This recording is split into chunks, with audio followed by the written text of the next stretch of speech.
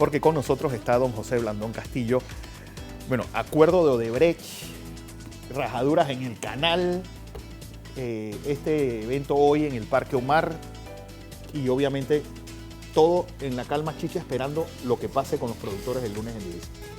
El tiro que nos ha dado al bolsillo la ATT. No, también el regalo de nuevo año. Usted que es un hombre del interior, usted sabe lo que es el chinchorro. Claro, Ese, la mata. No, el chinchorro que se usa para pescar. Ajá. En noticias estamos como si metemos el chinchorro en el río, sacamos todas las noticias del mundo y tenemos que volver a meter y hay noticias para llenar varios chinchorros. Varios chinchorros. En mi época de joven, que no hace mucho de eso, yo iba con mi abuela al río, San Pedro, ahí en San Pedro de los Balsas. En la madrugadita, ¿sabes lo que es meterse al río? Lo frío que está. Con un chinchorro a coger camarones. A coger camarones. Bueno, estamos así. Mejor es con el... Sí, pero eso es la tecnología. En la época esa se tejía y se iba para poder comer el camaroncito con tortilla asada. Había que mojarse. Hay un dicho que dice... Sí, si quiere pescar, que se moje. Que se moje. El bam bam. Bueno, muchas noticias en el plano internacional. Voy a tocar ese de Odebrecht, pero ahora que usted hablaba de Somoza, usted sabe que Somoza, Anastasio el viejo, Anastasio Somoza García. Él era el gendarme de los Estados Unidos en Centroamérica. Él era el papacito de los dictadores. El decano. El decano, además, con un control absoluto sobre Nicaragua. Un día él manda un mensaje que quería hablar con Torrijos sobre la cantidad de comunistas que Torrijos tenía. No, bueno, ya será Anastasio Somoza de baile. De baile. El hijo. El hijo.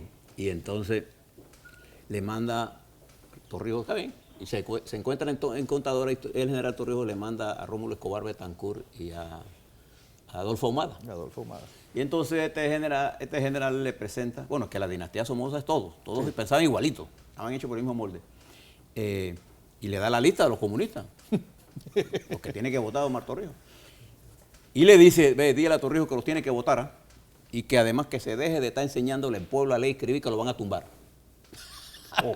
Cuando don Rómulo viene acá a Farallón, le entrega la lista de los comunistas que había que votar. ¿Y usted sabe quién encabezaba la lista? Rómulo Escobar Betancourt. Y Adolfo Humada, también. Entre los 40 que estábamos en esa lista. Pero bueno, esa historia patria. Pero vamos al plano internacional rápidamente. Los mexicanos, mi querido amigo, dice que no van a pagar ningún muro. Ellos no van a pagar ni con impuestos ni con nada. Así que la guerra está planteada. Así que México, en boca de su presidente, dice que no va a pagar. Y para que no quede la menor duda, lo pone en tuit. Porque ahora si usted no lo pone en tuit... En la conferencia de prensa ya no importa, es cierto. No importa que está en tuit que no va a pagar. Ya veremos esta guerra que... Pero mientras eso está pasando, las tropas de la OTAN pasan por Polonia, rumbo a todo lo que eran parte de la Unión Soviética de esa época, en un operativo militar sin precedentes. Y esto deja a Rusia disgustada y hay ya choques muy fuertes. Ayer en las confirmaciones de dos miembros, uno de la CIA y otro del Departamento de Defensa, ya comienzan a tomar diferencias de lo que dice el señor Trump en las relaciones con Rusia. De manera que se incrementa la confrontación de que Obama deja prendido el rancho con Rusia para que Trump no haga acuerdos con Rusia. Pero como si fuera poco, ayer en el Senado de los Estados Unidos, el próximo, si lo confirman, secretario de Estado, el señor Ray Tillerson, ayer dice fuertes palabras contra la República Popular China, que inmediatamente encontraron una respuesta poco usual en la diplomacia asiática, firme, dura, de la República Popular China. ¿Qué nos está indicando eso? Otra frente de confrontación abierto. Y la República Popular China ha avanzado mucho en tomar parte del comercio con América Latina. Y si Trump presiona a México, el único camino de México es voltear hacia el Pacífico. Hacia el Pacífico, donde está el coloso, que hoy es la segunda economía del mundo y que hoy supera a los Estados Unidos en más de 14 importantes renglones industriales. Así que para los que están en Panamá, mirándose el ombligo, en vez de estar levantando la cabeza y mirar lo que está pasando, pelen el ojo con el recambio que está ocurriendo en el mundo. Moody ayer hizo la evaluación de Europa con la zona del euro y pone incremento en el riesgo político de la zona del euro. O sea, el riesgo político de la región se incrementa.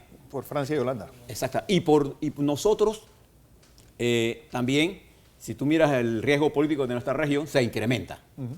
¿Ah? Por eso le digo que no dejen de estar mirándose el ombligo y de estar pisándose las mangueras y miren hacia adelante. Bien, ahora vamos a Panamá. donde miramos al ombligo. Al ombligo. Al ombligo del mundo. El ombligo del mundo. Bueno, mire, he visto desde que habló la procuradora al mediodía de ayer, la procuradora Kenia Porcel, en el caso de Odebrecht, toda una serie de desinformación. Y primero, cuando usted mira las declaraciones de un importante funcionario público, le guste o no le guste el gobierno, oiga, escuche lo que está diciendo. No ponga en boca de ella lo que no dijo. ¿Qué dijo la procuradora?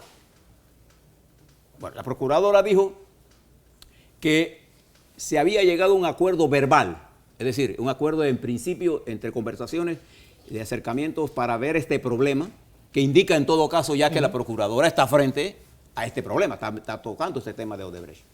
Y que en ese acuerdo verbal se había llegado a algunos puntos de consenso que deberá ser puesto por escrito. Por eso ella le llamó acuerdo verbal, porque está en el proceso de desarrollo. El primer acuerdo era que la empresa se comprometía a pagar una multa, fíjese la palabra que uso, una multa, porque hay gente que dice devolución de coimas, no, es una multa, y ahora le voy a explicar la diferencia. Una multa que sería el equivalente a lo que en el Departamento de Justicia se reconoce por parte de funcionarios de Odebrecht que pagaron en Panamá. Pero esa es una suma preliminar. Pero fijada una fecha, fijada una suma en función de una evidencia, porque es que la procuradora solo puede trabajar sobre la base de evidencias que tenga ella para hacer acciones. Y por eso nosotros hemos insistido siempre sobre el principio que la Fiscalía General siempre debe actuar sobre la base de la ley y la Constitución. Entonces, esa es la primera cosa que ella dijo. La segunda cosa que ella dijo, a cambio de eso, también, Odebrecht se compromete a cooperar con las investigaciones. Investigaciones que están en desarrollo y que le permitirá a ella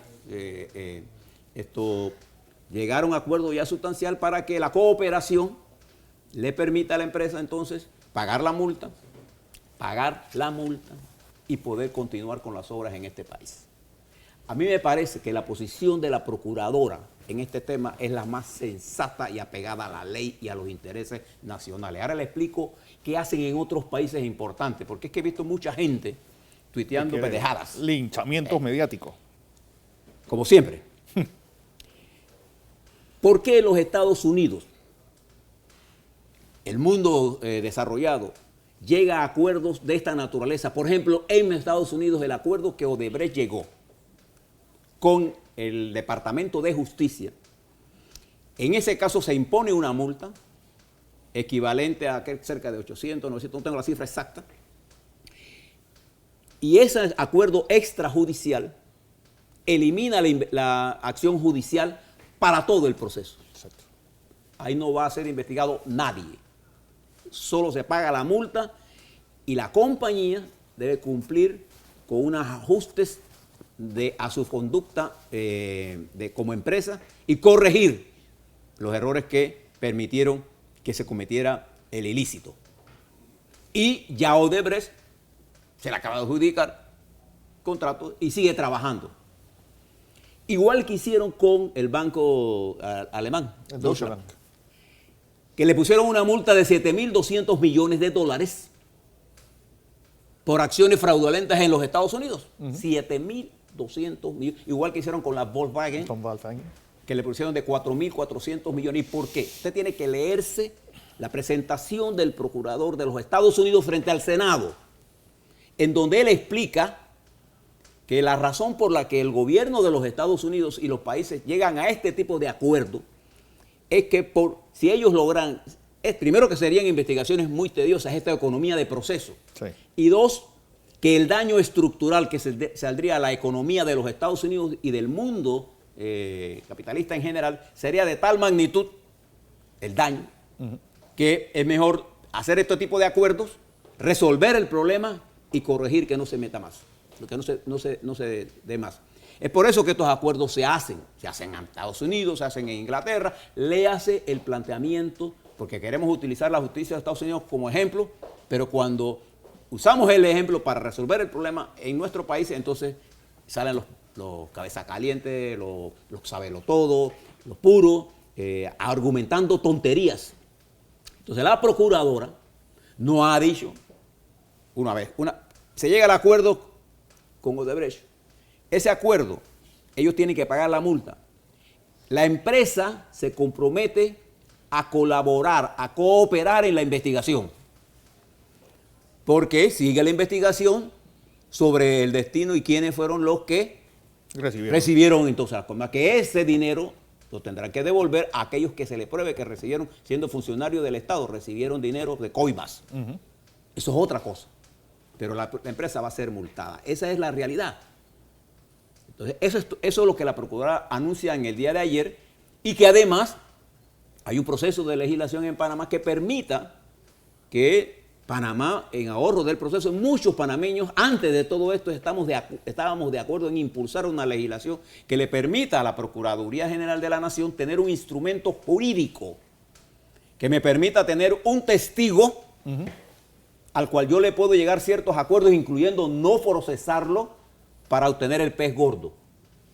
Bueno, eso estaba en discusión y esa ley la necesitamos para poder que miles de personas así puedan ser objeto de este tipo de acciones para que salgan de la cárcel. Entonces, le digo esto porque he visto mucha maledicencia contra el acuerdo y usted puede tener la opinión, pero esto es lo que se acordó. Le reitero, una multa, la cooperación, cambio en los mecanismos de hacer negocio en Panamá, y una vez que se llegue a este acuerdo, pueda seguir operando en Panamá, como lo hace en el mundo, donde llegó a estos acuerdos, como lo hacen todas las compañías. Quiere decir que Panamá no le va a comprar más a la Volkswagen, pues. Ni va a hacer más negocio con ningún banco europeo que haya sido, por favor, o con las farmacéuticas que hayan sido condenadas, o con las tabacaleras que han sido condenadas a multas multimillonarias y siguen haciendo negocio en este país. Fíjense lo que tenemos que decir. Hay que ser consecuentes con las cosas. Y yo creo que lo importante en esto es, porque además detrás de todas estas operaciones, aquí hay más de miles de trabajadores que están haciendo las obras de Odebrecht. Pensemos en ellos también. Y yo creo que el comunicado del gobierno, por eso lo dije aquí desde el principio, cosa que no veo a ningún ministro diciéndolo, el comunicado del gobierno tenía ese camino de entendimiento. Eso es lo que está haciendo el resto del mundo. Y eso es lo que hizo los Estados Unidos, hizo Brasil e hizo Suiza. Las investigaciones seguirán, el gobierno contará con la cooperación y la empresa tendrá que pagar la multa. Bien. Vamos a otro tema. El canal de Panamá. O juguero negro. Ayer le hablé sobre el Panamera que hizo una primera plana, hoy hace otra primera plana impresionante sobre lo que está ocurriendo en el canal. Y yo le he sostenido que a mí me parece que nosotros, los panameños, tenemos que ver qué está ocurriendo en el canal de Panamá. Nosotros tenemos un voto de confianza con los operadores del canal de Panamá a todos sus niveles, pero ese voto de confianza no nos debe llevar a nosotros a la ingenuidad de creer que todo lo que se está haciendo ahí está bien. Yo me pregunto, ¿dónde están los millones de dólares que Panamá pagó de supervisión de esa obra? ¿Dónde están? ¿Dónde está la eficiencia? Porque el barco que está pasando por ahí, corroborado con los trabajadores, tiene más tiempo. La eficiencia de la ampliación del canal está en función directa de la velocidad con que los barcos crucen el nuevo canal ampliado. Por eso que yo he pedido que en el caso del nuevo puerto se estudie cuál es el efecto de ese puerto de Corozal en la eficiencia del transporte de las naves a través del canal de Panamá. Porque para nosotros los panameños, más importante que construir un puerto en este momento es la eficiencia de un proyecto que nos cuesta para nosotros unos 5.000 millones, pero con las nuevas cifras podían ser 5.700, 6.000, 7.000, no sabemos. Y todavía no tenemos una explicación de esto. Es preocupante lo que está ocurriendo ahí. Y llamo la atención sobre esto porque esto sí ya es mirar, levantando la cabeza, porque la ampliación del canal y todas las obras de ingeniería, todas las que yo conozco, siempre tienen estos ajustes. Habrá que ver si es un daño superficial o un daño estructural. Pero necesitamos una explicación. Esto no es una colonia. Necesitamos discutir este tema porque esta es la esencia de nuestra economía. Esto no depende del grupo que dirige el Canal de Panamá. Esto depende para todos los panameños que vemos en la obra del canal, digamos, una nueva oferta que hemos hecho nosotros a los servicios marítimos del mundo y que yo considero que es una oferta correcta. Lo que tenemos que ver cuál es la profundidad de todo esto que está ocurriendo y hacer un alto para hacer las investigaciones correspondientes. También hoy, en la tarde, ¿no? A 4. A las 4 de la tarde hay una reunión, es un cabildo, es una especie de consulta pública para la propuesta de la modificación al Parque Omar. Es importante que usted asista a este evento. También para el martes 17 hay una convocatoria de los extrabajadores del IRRE que están en la lucha por la recuperación de dinero que le deben. Esto va a ser frente al Ministerio de Economía y Finanzas. También el día lunes arranca la protesta agropecuaria. ¿Ah? Y tenemos el problema que nos genera la ATT con este anuncio de incremento hasta de 1000% en algunas tasas, sin ningún tipo de... Dice que ellos hicieron una consulta. Cuando usted va a ver las consultas que ellos han hecho, las han hecho por Twitter y por redes sociales, y mucha de la gente ni siquiera participa. Pero independientemente de eso, y fíjese, le habla a alguien que a nosotros, cuando yo era director libre, a nosotros nos tomó a aumentar la luz. Pero nosotros le explicábamos a la gente antes de hacer cualquier incremento lo que estaba ocurriendo. Entonces estos dicen graciosamente que ellos reciben 8 millones con la valoración de las cuotas anteriores, o sea, con los valores anteriores. Y por esto deberán recibir, dice que el doble, pero si están llevándolo casi a 5 veces más, deberán recibir 40 millones. Y que eso lo van a usar para mejorar el transporte. ¿En qué lo van a mejorar? Okay. Yo quisiera saber en qué. Porque ni siquiera dan una explicación. Usted le pregunta, bueno, ¿en qué? Dice, no, que vamos a mejorar el transporte. Bueno, es puede mejorar el cielo, pues. No tiene ninguna concretización. Van a construir una terminal. Algo etéreo. Van a poner más policías. ¿Qué van a hacer? Van a arreglar los semáforos. No sabemos. Si tuviéramos la explicación de en qué van a usar ese dinero, y nosotros podemos valorar, hombre, vamos a pagar más, pero vamos a tener un mejor servicio. Es que vamos a pagar más y no sabemos para qué. Es que ese es el punto. La gente que trabaja en el gobierno debe entender. Usted es un funcionario público. Usted no nos está haciendo un favor a nosotros con dando la información. Usted tiene el deber de darnos la información. Y nosotros no tenemos por qué rogarle a usted que nos dé la información. ¿Así? Ya están corriendo el incremento de las tarifas eléctricas. Ya está corriendo. Usted va a ver el primer chancletazo, lo va a recibir usted ahora. En febrero. Ahora en enero. No, las primeras facturas ya salen a finales de enero. ¿Sí? Y ahora viene otro incremento. Y ya tenemos el incremento del costo del combustible. Y viene el incremento de las escuelas privadas. Y todos estos incrementos a su vez tienen un peso sobre el estado de las finanzas familiares. Así que hay que prestarle mucha atención a esta situación. Las reformas electorales. Dice que en medio de todo esto estamos discutiendo reformas electorales cuando la agenda es otra. La prioridad no es esa. La prioridad no está ahí. Entonces estamos discutiendo reformas electorales porque dice que hay que estar a tiempo. ¿Y qué pasa si de aquí a los próximos 12 meses hace cambios estratégicos? Yo no veo cuál es el apuro realmente. Yo creo que la Asamblea debería reevaluar esta discusión política y concentrarse en esto para rescatar prestigio, para que la discusión electoral se dé en un marco de mayor aprecio de la ciudadanía de lo que estamos en discusión. Hoy ¿Cuál será el acuerdo? Ya incluso ya hay gente opuesta a esto. Entonces creo que el tema agropecuario, el tema de la ATT, el tema del nuevo director de la Caja del Seguro Social, el problema, mire, usted vio el video del niño de Colón hablando. Lo que hablamos de pasar hace un Oye, momento. ese niño, me llamó la atención su capacidad de expresarse. Sí, la fluidez de su... La fluidez de su pensamiento y la profundidad de su pensamiento y su preocupación. Y sobre todo lo contundente de las palabras que dijo. Porque Sí, sí. estaba hablando de... Sí, yo pensé que era un doble. Cuando lo miré bien, ¿no? Que era el niño hablando. Y yo hubiera sido presidente y yo lo hubiera mandado a buscar de una vez. Rodolfo Miller se llama él. Yo lo hubiera mandado a buscar una vez, lo llevo a la presidencia y lo siento ahí para que me explique. Porque ese niño estaba hablando con un nivel y además esas son las conductas que uno tiene que impulsar. Él no estaba diciéndole al presidente que estaba haciendo, hey, por favor, ayúdenos. Yo le aseguro que eso si hubiera pasado en la vida de General Torrijos, él hubiera quedado en la casa de él, conversando con el niño, porque ese niño tiene un talento natural. Entonces uno mira esas cosas y yo fíjese cómo lo vi. Yo no vi tanto la crítica. Yo vi que ese niño, en medio del clima en que él se está desarrollando, es un talento tan grande. Sí, un diamante en bruto. Que si yo tuviera en mis manos la posibilidad de hacer de ese un líder, usted sabe la clase de líder que ese niño podría ser, o la clase de ingeniero, o la clase de intelectual.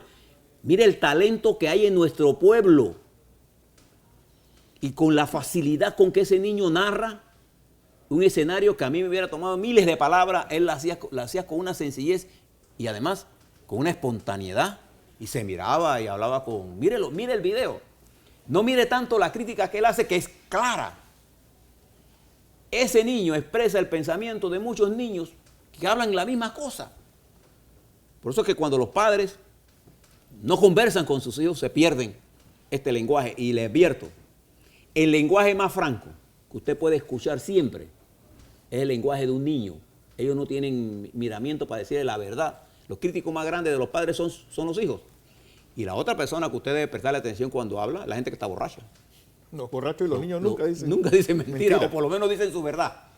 De manera que prestemos la atención a esto y le resumo. Hay movilizaciones esta tarde. El lunes hay el problema agropecuario. Ya hay acuerdos en principio sobre el caso de Brecht. Dejen que trabaje la justicia, hombre. ¿No? Y ojalá la justicia actúe con la misma sensatez en otros casos.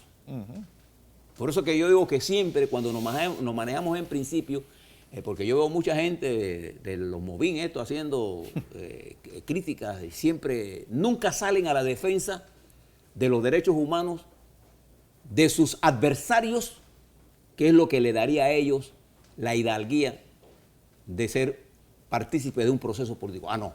Para los adversarios no importa que violen la ley, pero métalo preso. ¿No? Los fiscales deben estar en el marco de la ley y la Constitución. Hay gente que ha sido detenida incorrectamente. Caso de la Caja de Ahorro, por ejemplo. No hay evidencias para tenerlos presos. Y todavía se llama a juicio y los mantiene presos. Cuando le podían aceptar la solicitud de fianza, ¿no sé? Y que siga el proceso. Porque en el proceso judicial va a quedar con certeza que en el caso de la Caja de Ahorro no hay ninguna razón para mantenerlos presos. Por eso es que es mejor moverse en los principios que en la venganza. En la venganza siempre usted tendrá contradicciones. Y detrás de todas estas cosas críticas que la Procuraduría recibe, siempre hay intereses muy particulares. Yo cuando vi anoche la avalancha de tuit de 5 o 7 personas, me di cuenta de que ya había una agenda ya preestablecida con un interés muy concreto. Porque lo que quieren el interés es decir que esto se hizo en la administración pasada. Ese es su interés político. El interés de la procuradora ahora llegó a un acuerdo para investigar, porque las fiscalías no pueden actuar si no tienen evidencias materiales. Entonces yo he visto gente diciendo, métete a internet y saca tal prueba. Mira tú qué clase de ñamería, cuando en este mundo se ha probado que en las redes sociales se ha colocado información falsa. Bueno, está el caso del señor Trump y el caso del senador Sessions, por ejemplo. Y mire toda la campaña que hay, la confrontación que hay. Entonces nosotros estamos pidiendo a la procuradora, no, métase a internet y saque tal información, por favor. O métase a Wikileaks, pues. Entonces eso no es, en la Procuraduría no trabajan así, la Procuraduría trabajan con la verdad material, don Fernando. De manera que les invito a que reflexionemos un poco, sobre todo esta semana, porque el mundo sigue en su complejidad avanzando. Y si nosotros no hacemos que se produzcan resultados, de todas maneras se van a producir. Y si no actuamos, entonces se van a producir contra nosotros y después no estemos, como le decía al Moro, no llores como mujer, lo que no hombre supiste sabiste defender como hombre. Así es como le dijo Boabdil a su mamá en las murallas de Granada. En fin.